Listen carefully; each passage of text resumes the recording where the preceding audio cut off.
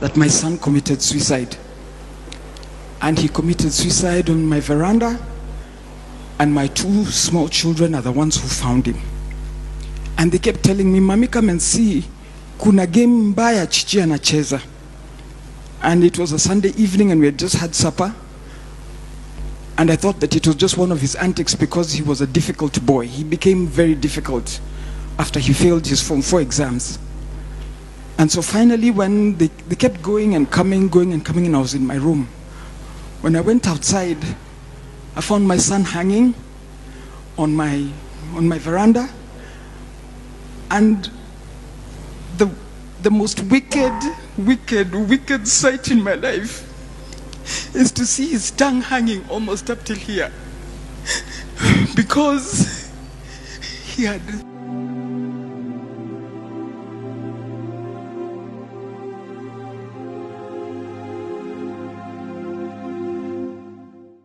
I screamed and I climbed up immediately and I collected him and I put him down and I rushed. I started calling his sisters to take him to hospital. So we rushed to hospital, but when we reached there, the hospital told us that nobody actually was doing anything. They checked it. I told them to put him on oxygen because he was lacking oxygen and his fingers had become gray because there was no oxygen. That usually happens after 2 minutes or about 6 minutes of lack of oxygen in the body. So I walked out and I just went and I told God, "God, please help me. Please help me." So when I went back, they were not doing anything. I asked them, "Why aren't you doing anything?" And then it just dawned on me that actually it was over. And as it was over, there was no need for oxygen. And there was no need for anything else.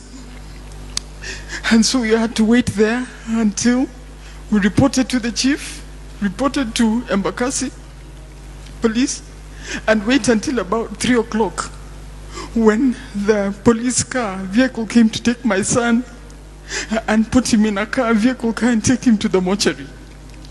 That is the most wicked, hateful thing that you'll ever need to see. Youth, hakuna kitu ngumu sana ile huwezi kuongea.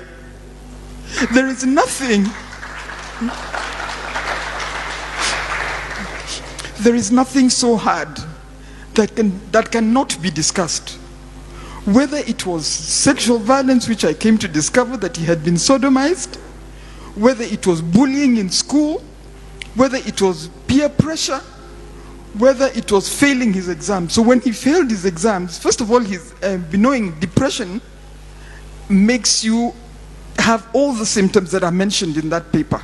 All of them, he had them.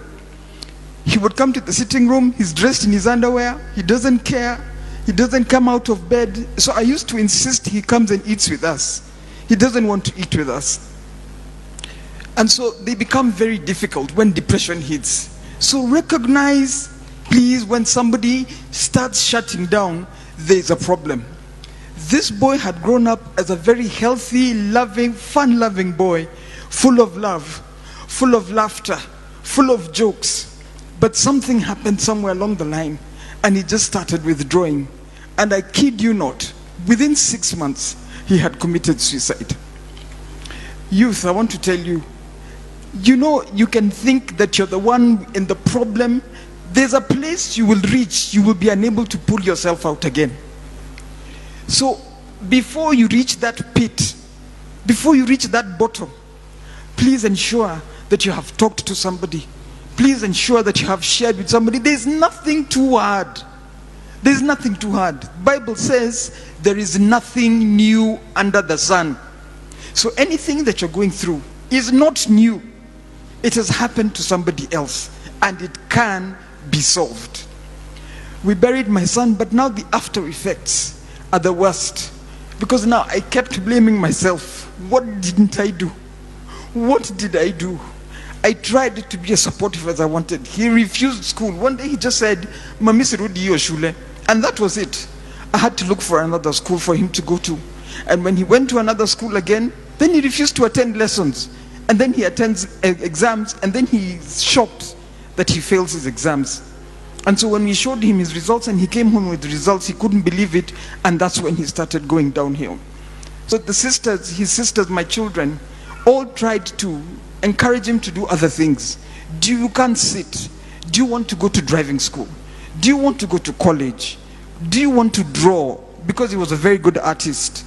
Do you want to draw? What do you want to do? We'll do it for you. He says, Bado siko tayari, bado sijajua, I'll let you know.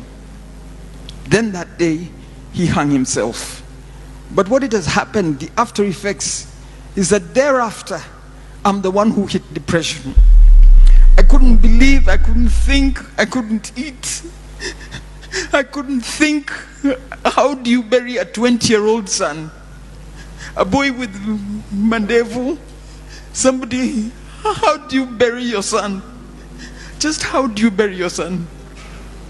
In August this year, we went to fix his grave.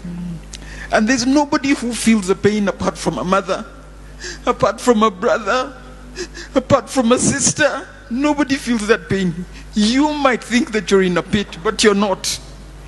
There is always help. I want to thank the government for making mental health a priority, because we would have lost so many. When we were going to collect my son that day, we were so many parents. We left at 5 in the morning because we were going to Siaya. And I tell you, 6 parents were there because of suicide. 6 parents. And those that were in there that were waiting to be collected the following day, some were being brought in. We cannot lose youth for something that has got a solution. We cannot lose you who have got the energy to build our country for something that has got solutions. I beg you to engage with the processes that are available for us, for the options that are open for us, and please, so that you don't hurt your parents also. Because even when you go, the pain remains with us. The pain remains with the sisters, the pain remains with the brother, and the stigma that is associated with suicide.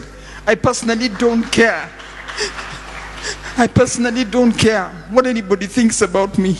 And that is why I said that just to honor my son's memory, I will speak about mental health. Thank you very much.